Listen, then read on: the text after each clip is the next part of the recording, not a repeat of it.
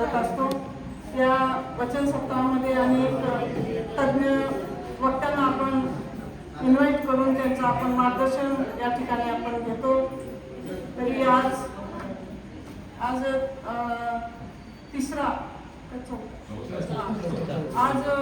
चौथा पुष्प गुंफलं जाणार आहे। या चौथ्या पुष्पाला अध्यक्ष म्हणून लाभलेले डॉक्टर बालाजी बिरादार सर, नगर परिषद उद्दिष्ट स्वीकृत सदस्य, तसेच आजच्या या कार्यक्रमासाठी वक्त्या म्हणून लाभलेल्या doctor Swati Patil madam, Kumaraswamy hospital येथे स्त्रीरोग तज्ज्ञ असलेल्या या ठिकाणी वक्त्या म्हणून लाभलेल्या आहेत। त्यांचा विषय आहे महिलांचे आरोग्य।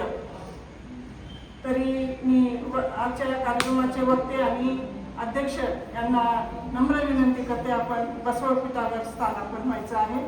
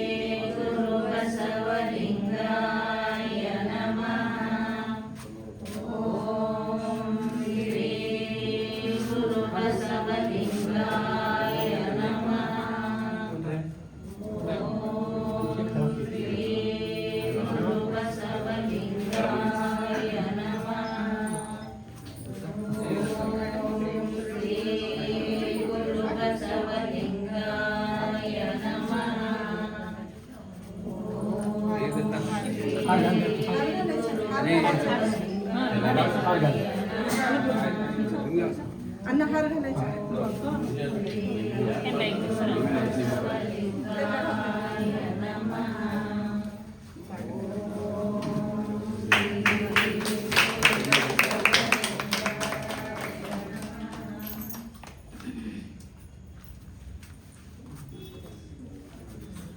ज्यांनी आपल्या माध्यमातून आपल्या समाजाची काहीतरी आपण देणं लागतो हा उद्देश डोळ्यासमोर त्यांनी उद्देश शहरामध्ये अनेक असे शिबिराच्या माध्यमातून, कारण महिलांचे आजार आपण सर्वात जास्त आपण पाहतो, महिलांच्या आजाराकडं महिलांचं दुर्लक्षित असतं, कारण त्यांनी सर्व कुटुंबाची व्यवस्था करण्यामध्ये, कुटुंबाची काळजी घेण्यामध्ये सकाळी सर्वात लवकर उठणारी आणि उशिरा झोपणारी म्हणजे महिला।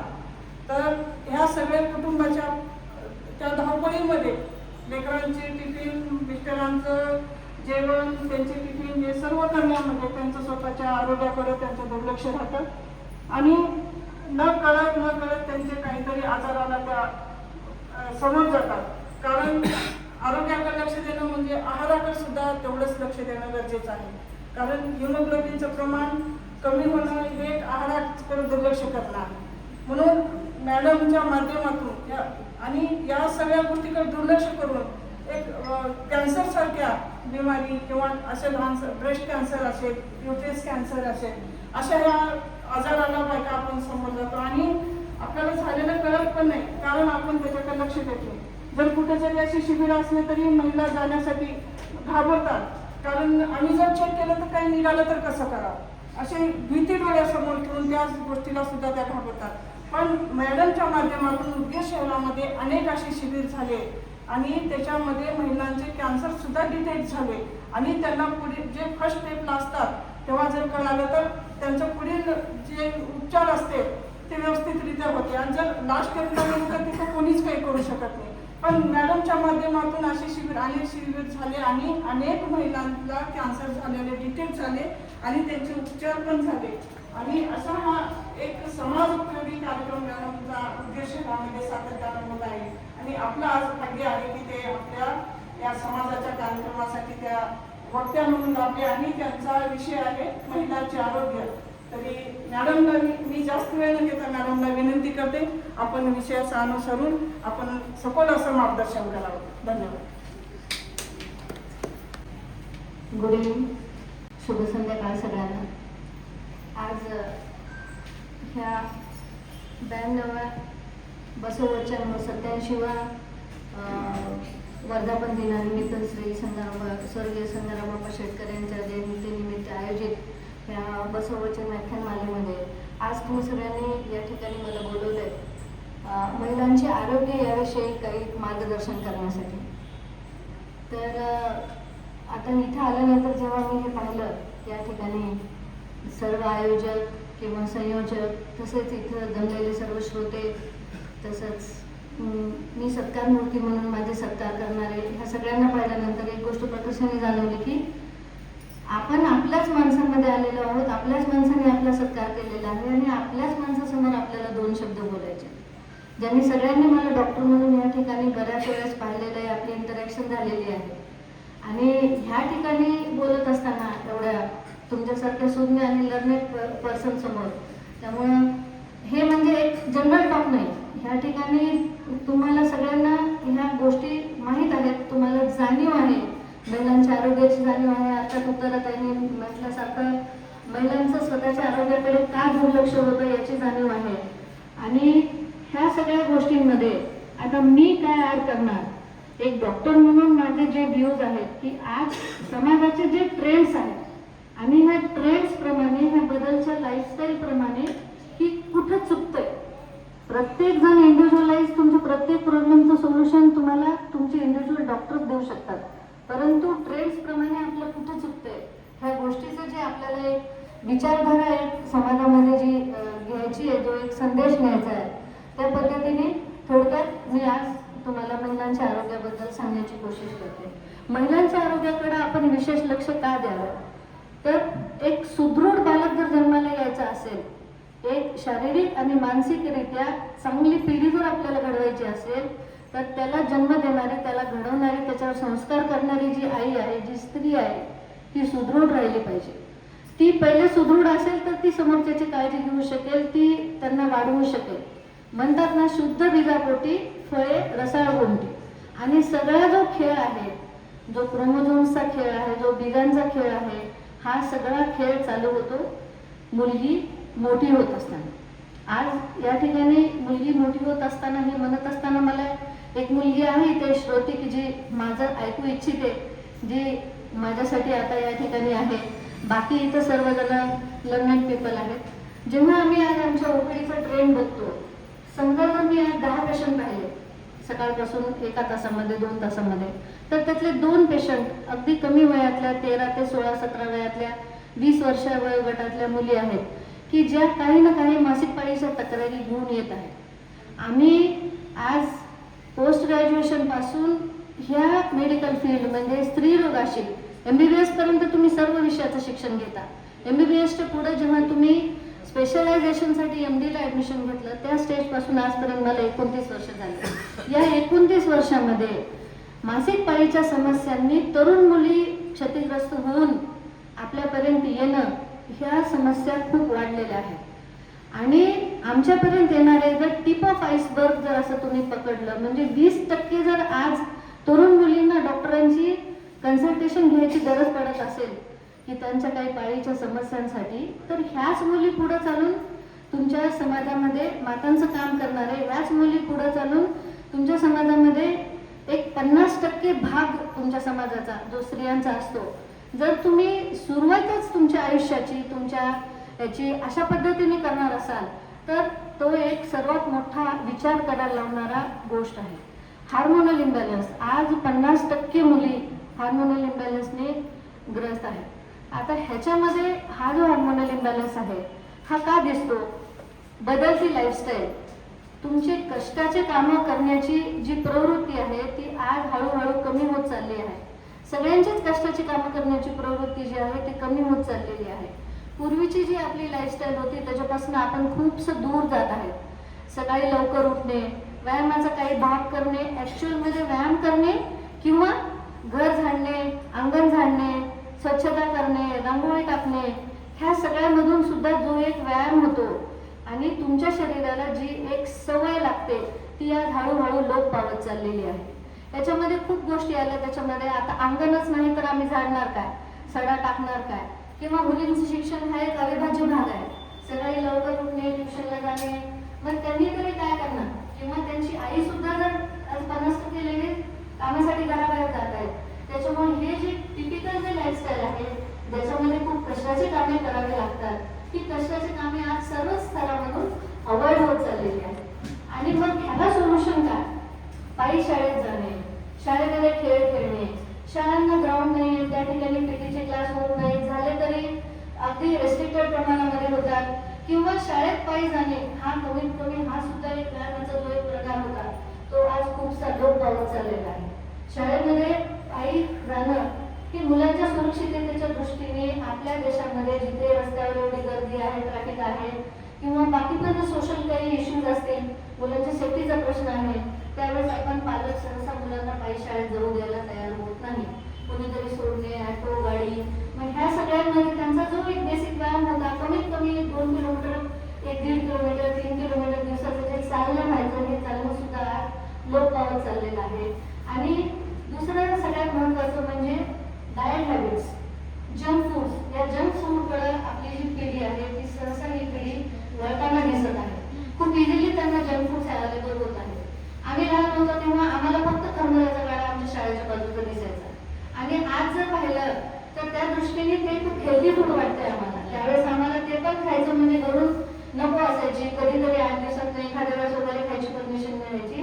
पण आज खूप इझिली लहान मुलं मुली आपल्याला जंक फूड्स खाताना दिसतात, ते पॉकेटमधले फूड्स खाताना दिसतात, ज्याच्यामध्ये जे प्रिझर्वेटिव्ह वापरले जातात, त्याच्यामध्ये किती जरी लिहिलेलं असलं तर त्यामध्ये तेलाचं प्रमाण असणार, ट्रान्स फॅट असणार, कोलेस्ट्रॉल असणार, किंवा गाड्यावरचे तळे पदार्थ हे खाण्याकडे मुलांचं ट्रेंड झालेला आहे.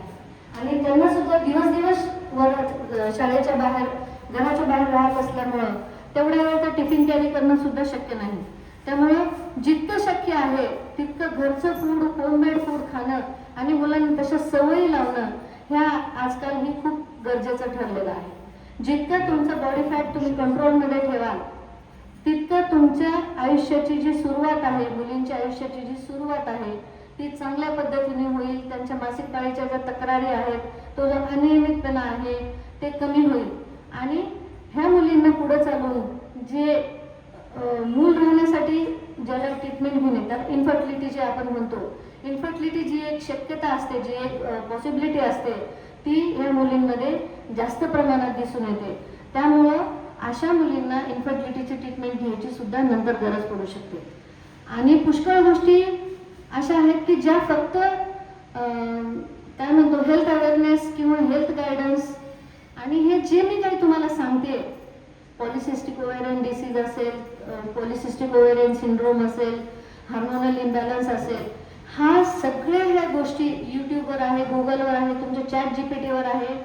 सगळं हा जो मल्टीमीडिया आहे जो तुमच्या दारात आहे, तुमच्या जवळ आहे, ज्याच्यावर तुम्ही दिवसातले तासनतास घालवता, त्या ठिकाणी त्याची सर्व तुम्हाला समजेल अशा भाषेमध्ये शास्त्रोक्त माहिती दिलेली आहे. आपण केव्हाही ती माहिती घेऊ शकतो, आपल्या मुलीला देऊ शकतो, किंवा त्यांच्या मुलीला, नातीला, किंवा त्यांच्या जवळ बसून आपण त्या गोष्टी त्यांच्या ह्याच्याप्रमाणे हँडल करू शकतो. आणि दुसरी सगळ्यात महत्त्वाची गोष्ट म्हणजे डाएट हॅबिट्स, ज्या की तुमच्या घरापासूनच त्या तुमच्या सुरुवात होणार आहे. सीझनल फ्रूट्स खाण्याकडे आजकाल कल दिसत नाही. काहीतरी फॅन्सी फूड्स पाहिजेत, ड्रॅगन फ्रूट पाहिजे. ड्रॅगन फ्रूट मला असं वाटतं इंडियन ओरिजिनचं नाही आहे.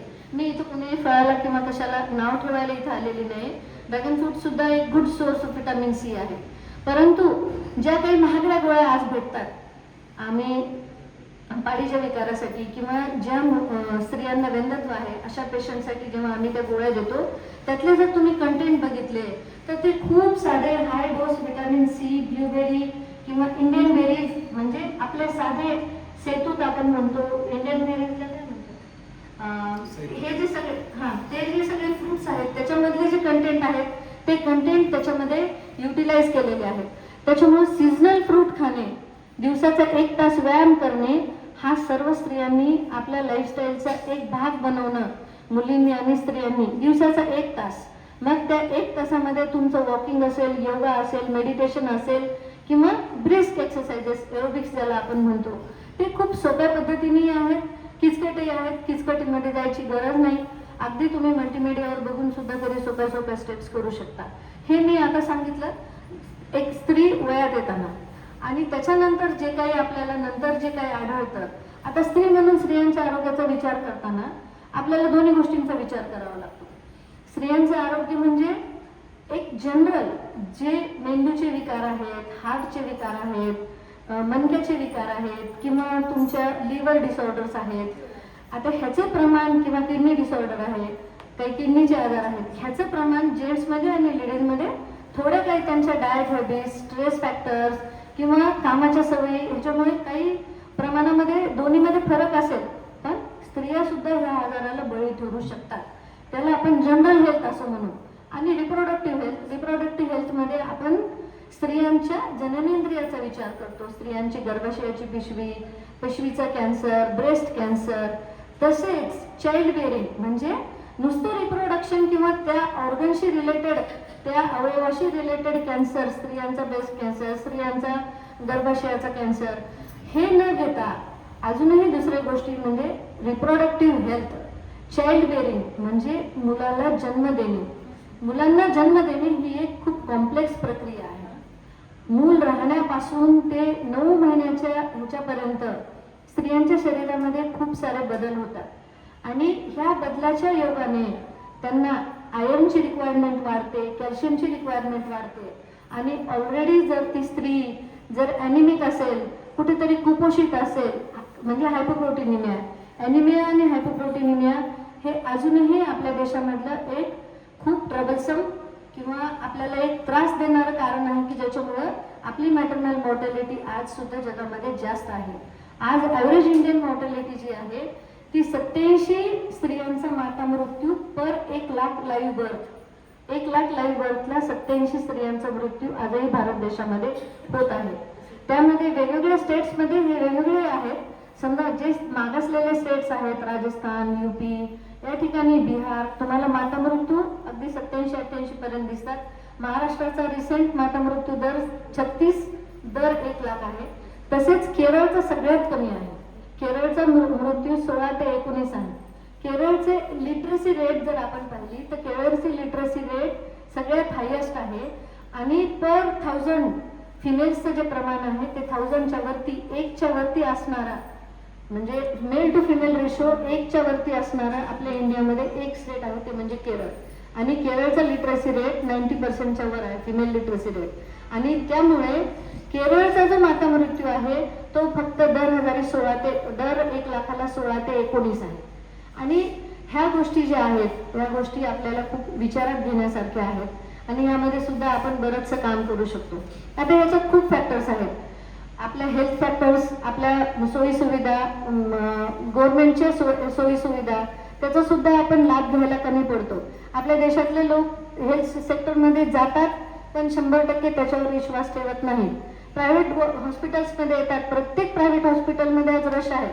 उदगीरमध्ये सुद्धा 27 ते 28 गायनेकॉलॉजिस्ट आहेत गव्हर्नमेंटचे सोडून, पण तरीही पण 100% तिथे पण ते लोक विश्वास ठेवत नाहीत. म्हणजे थोडासा तुम्हाला शैक्षणिक किंवा तुमचं वैद्यकीय शिक्षण किंवा ह्या गोष्टी सुद्धा कुठेतरी अवेअरनेस जो आहे तो सुद्धा तुम्हाला कुठेतरी कमी पडत आहे. किंवा काही भ्रामक कल्पना असतात की डॉक्टरकडे जायची गरज नाही, डॉक्टरकडे गेलं की सिझरच होते. सिझर होते, आज सिझर रेट जास्त झालेला आहे. का सिझर रेट जास्त झालेला आहे? कारण एज ऑफ मॅरेज वाढलेला आहे.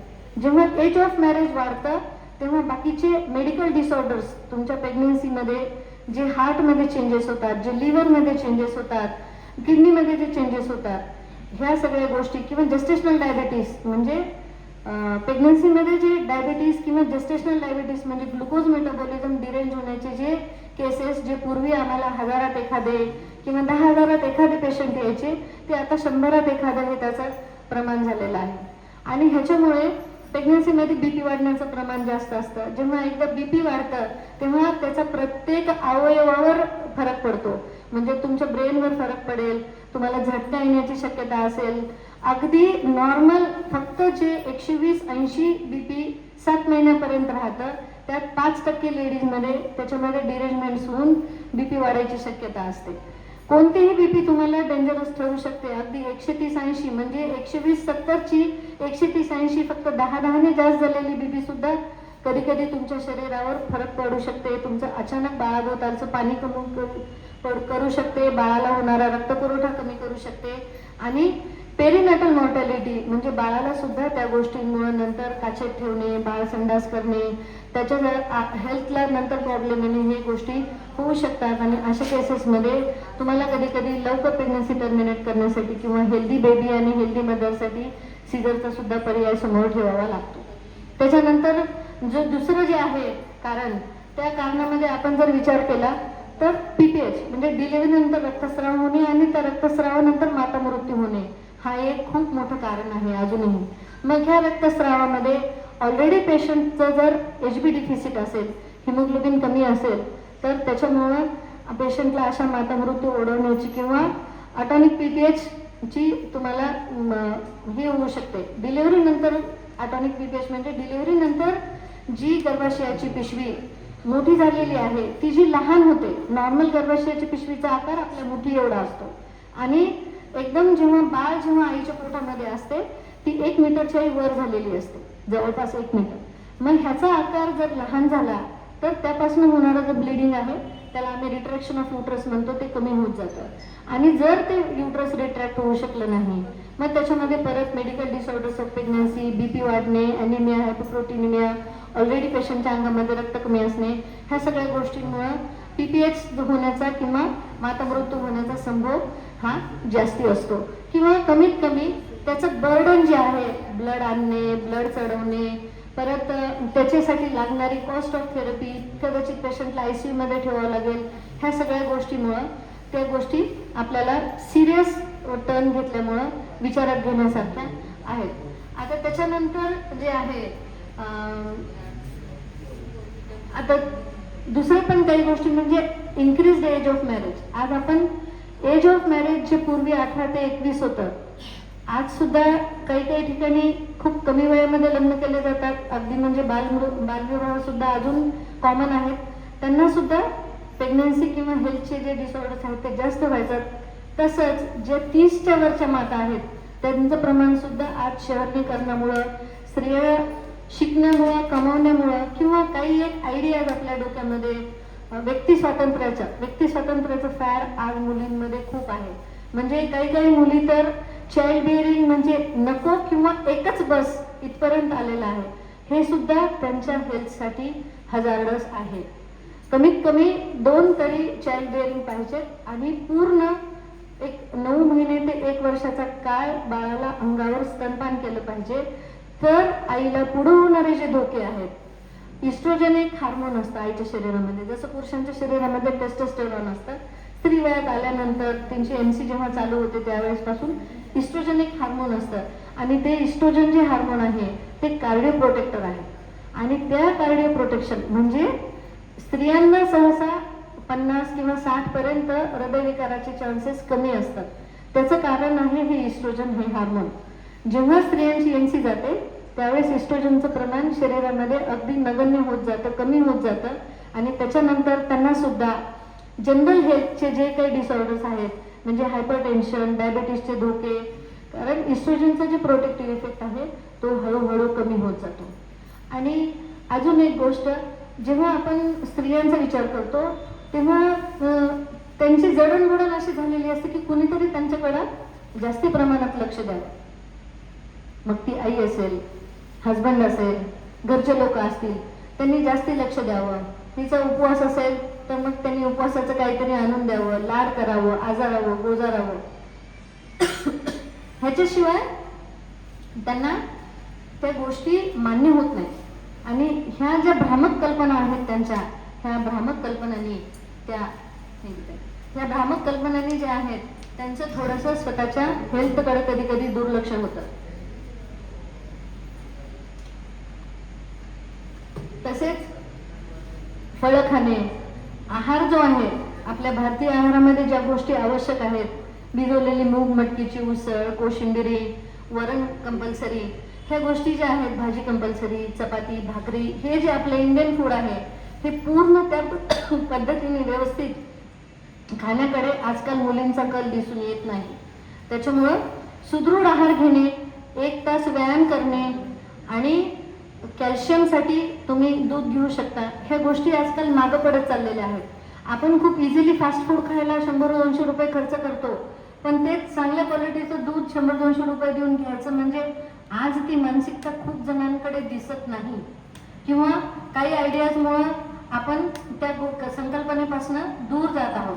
जे आपलं रुटीन जे आपण कल्चरली जे पाहिजे, दही, ताक, ह्या गोष्टी, ऑस्टिओपोरोसिस किंवा हाडातलं कॅल्शियम कमी करणे.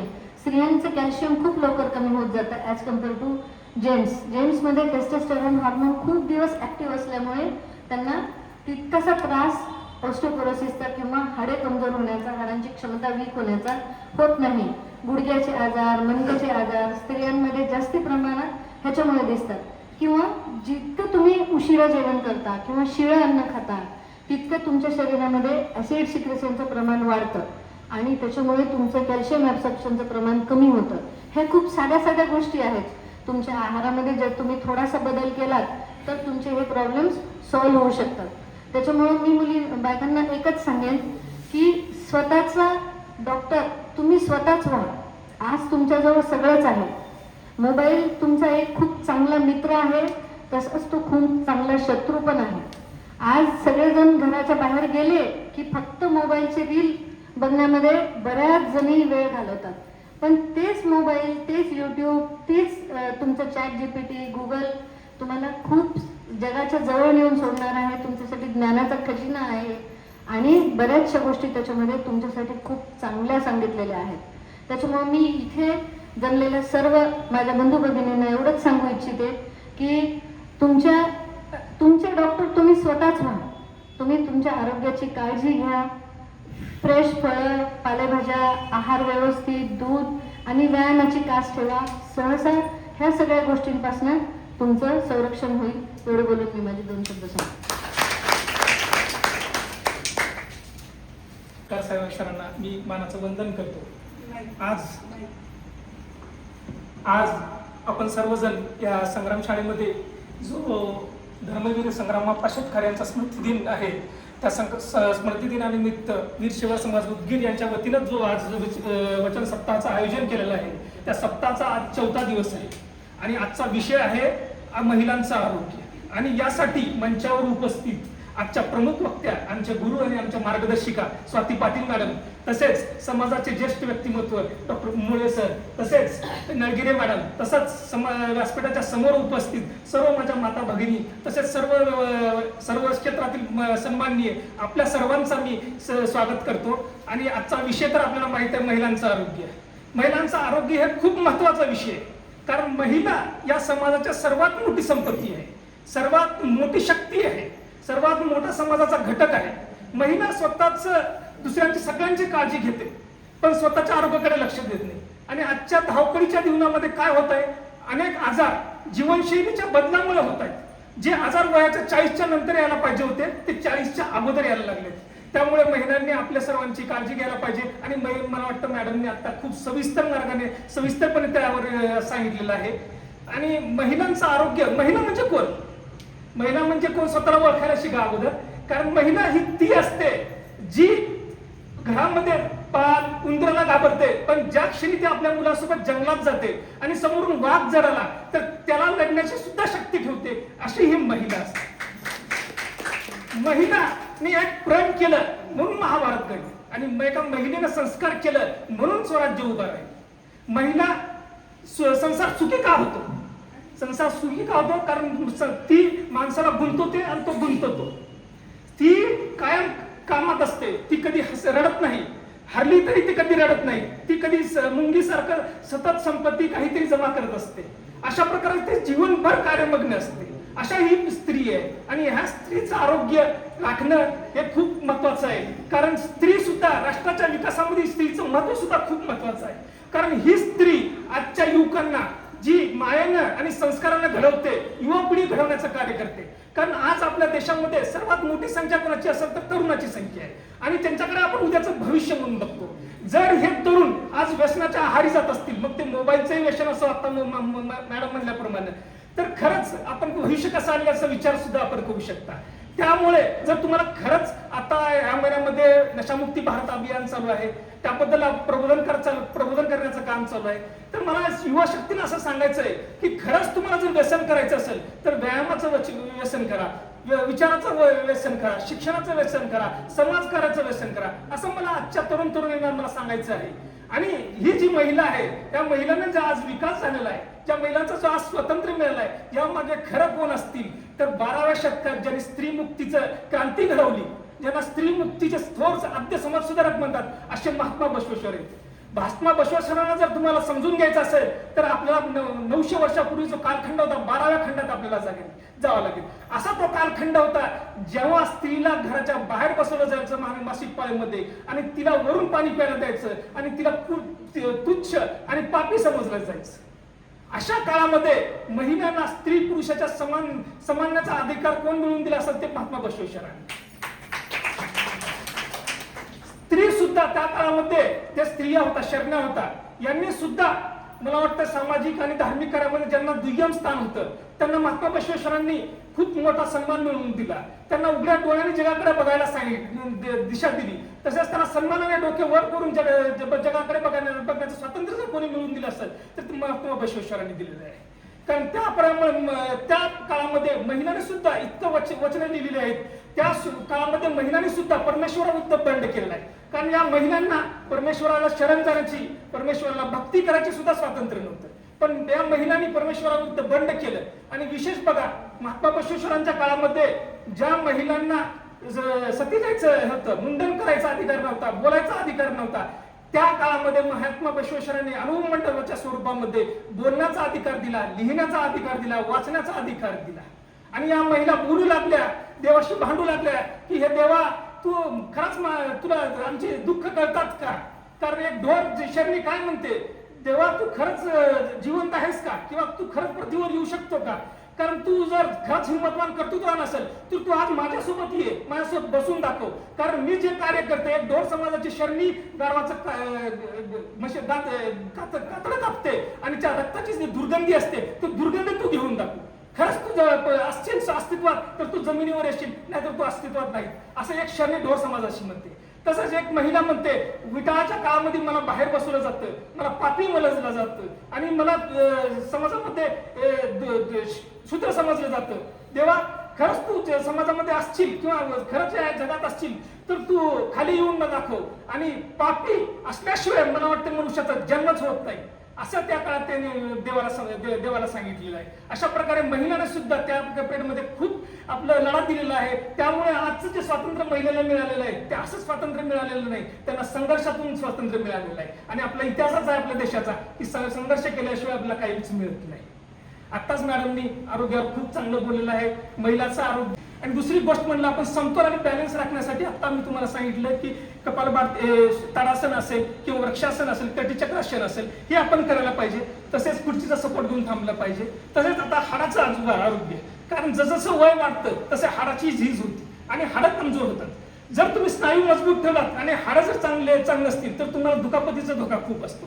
कारण वाढत्या वयातून तुमचा तोल जाण्याची शक्यता असते, तुमचा संयम त्यामुळे थोडासा जरी तोल गेला तरी तुमचे हाडे फ्रॅक्चर होण्याची शक्यता असते. त्यामुळे हाडाचा आजार किंवा हाडाचं आरोग्य राखण्यासाठी आपण काय करू शकतो? पहिली गोष्ट आहे आपण व्यायाम करतो, व्यायामामुळे हाडाची घनता वाढते. दुसरी गोष्ट आहे आहारामध्ये काय घेतलं पाहिजे.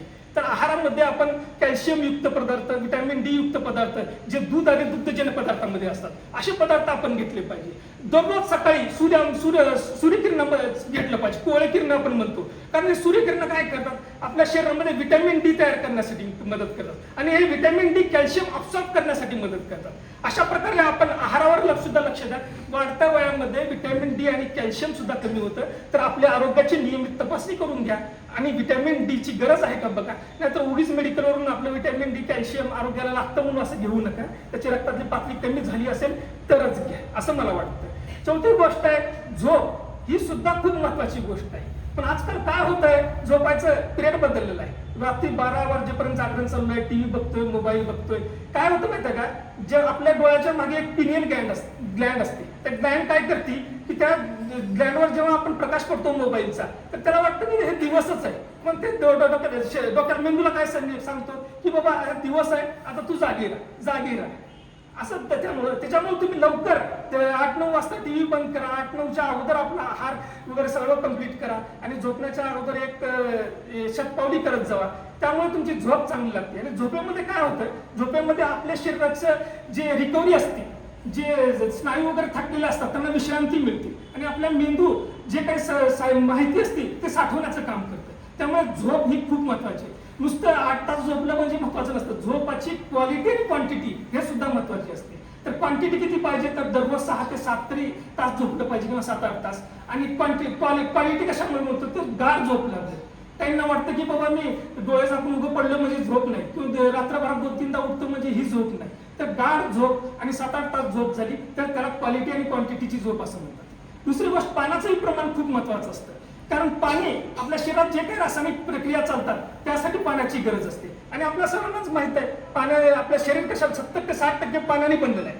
जर आपण वाढत्या वयामध्ये पाण्याची गरज नाही असं दुर्लक्ष करू लागलो तर आपल्या शरीरावर त्याचा परिणाम होतो. चौथी गोष्ट, आजकालच्या पिरियडमध्ये मानसिक आणि सामाजिकरित्या सक्रिय राहायला शिकाय. कारण माणूस काय होतं, वाढत्या वयामध्ये आपली स्मरणशक्ती कमी होते, लक्षात ठेवायचं कमी होतं. त्यामुळे माणसाला नैराश्य येतं. कारण काय होतं, या वयामध्ये आपले जे काही नातवंड असतील, आपले मुलं असतील, ते शिक्षणासाठी किंवा नोकरीसाठी बाहेर गेलेले असतात, आपले मित्र दूर गेलेले असतात. अशा वेळेस तुम्ही दररोज आपलं काहीतरी एक छंद जोपासा, तसेच फिरायला जात जावा, संगीत ऐका. अशा प्रकारे मनाला सक्रिय ठेवा. मन जर आनंदी असेल ना तर शरीर सुद्धा निरोगी राहते. कारण मानसिक आणि शारीरिक आरोग्य याचा खूप जवळचा संबंध आहे. कारण शरीर चांगलं असेल तर त्याचा मानसिक आरोग्यावर परिणाम होतो आणि मन आनंदी असेल तर शरीर निरोगी व्हायला मदत होते. अशा प्रकारे जास्त काही बोलत नाही, फक्त माझं एवढंच म्हणणं असेल की आज सर्वांनी जर आपलं आरोग्य नीट ठेवायचं असेल, आणखी आयुर्वेदिक दिनचर्या एक पाळा. कारण काय असतं, शरीराचे जे चक्र असतं ते निसर्गाच्या चक्राशी समतोल असतं, त्याला बायोलॉजिकल क्लॉक म्हणतात. काय होतं आजकाल, सूर्यास्त मावळला की माणसाचं जागरण सुरू होईल आणि सूर्य उगवला की माणसं झोपायला लागली. म्हणजे निसर्गाच्या चक्राच्या विरुद्ध जात आहेत माणसं असं मला वाटतं. त्यामुळे तुमच्या निसर्गाच्या चक्राशी तुमचा समतोल ठेवा. काय होतं, सकाळी ब्रह्ममुहूर्तावर उठायला जावं. कारण या ब्रह्ममुहूर्त म्हणजे काय, 5 ते 6चा पिरियड असतो. या पिरियडमध्ये वातावरणात सात्विकता असते. वातावरण तुम्ही बघितलं असेल तर खूप शांत असतं. त्यामुळे तुमच्या मनाला शांती भेटते आणि आनंद भेटतो. हे जरा उठल्यानंतर दुसरं काय करा, उठल्या लगेच असं उठून बाहेर फिरायला जाऊ नका. उठल्यानंतर थोडं शांत बसा, दीर्घ श्वास घ्या. दीर्घ श्वास घेतल्यामुळे काय होतं, तुमची ऑक्सिजनची पातळी वाढते आणि ऑक्सिजनची पातळी वाढल्यानंतर तुमचं जे नैराश्य आहे ते नैराश्य कमी होतं किंवा रोगप्रतिकार शक्ती वाढते. तसंच आपल्या जीवनामध्ये आपल्याला जे काही भेटलेलं आहे त्याबद्दल कृतज्ञता व्यक्त करा उठल्यानंतर आणि मग तुम्ही आपल्या कामाला सुरू करा. आणि उपाशी पोटी उठल्यानंतर तांब्याच्या भांड्यामधलं पाणी प्या किंवा कोमट पाणी प्या. त्यामुळे काय होतं, आपल्या शरीरात जे काही टॉक्सिक तयार झालेले असते रात्रभर ते टॉक्सिक बाहेर पडायला सुरुवात होतात आणि आपल्याला मन शांत होतं आणि आपल्याला गाढ झोप येते. त्यानंतर मग तुम्ही शरीराला अभ्यंग म्हणजे तेलाने मालिश करत जा. काय होतं, आपल्या जी मनाची अस्वस्थता असते त्याचं कारण असतं वातदोष. आणि हा वातदोष तर शमन कोण करतं, तर तेल, ज्याला अभ्यंग असं म्हणतो. म्हणून आपल्या सर्व शरीराला तिळ तेलाने तुम्ही अभ्यंग करत जावा. कमीत कमी आठवड्यातून 2 ते 3 दिवस तरी तिळाच्या तेलाने मालिश करत जावा.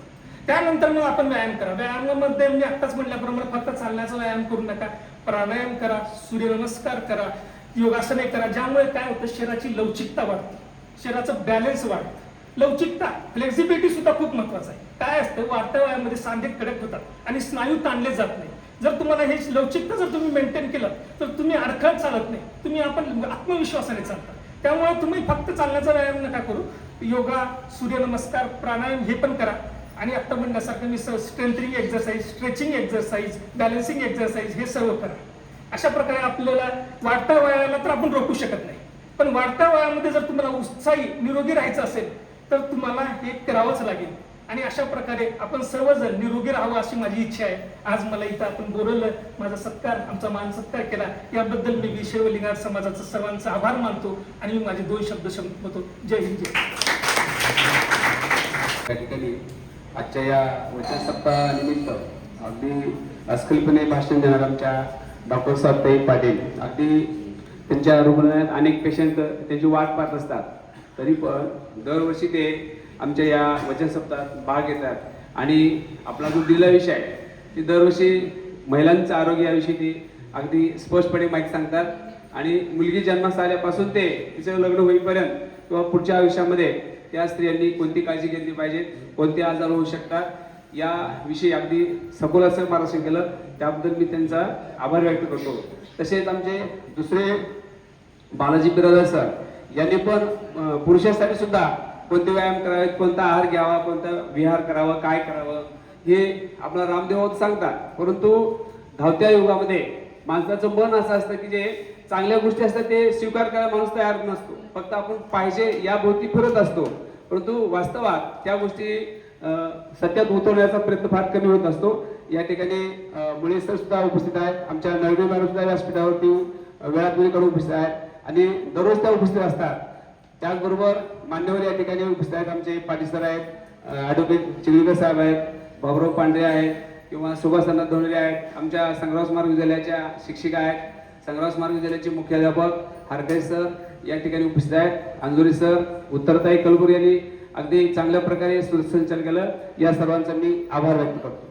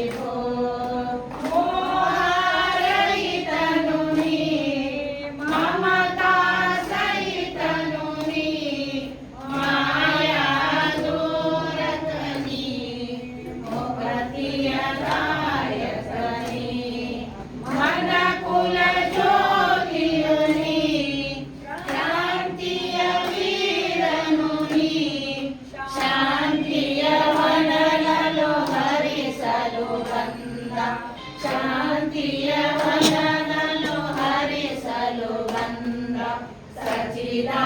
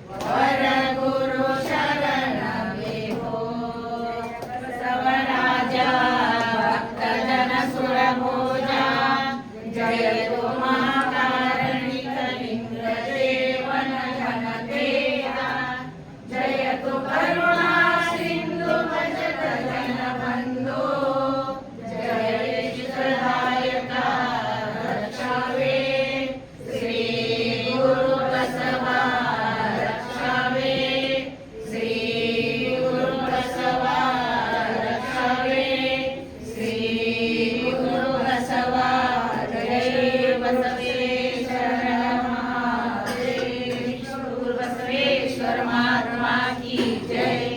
संघाला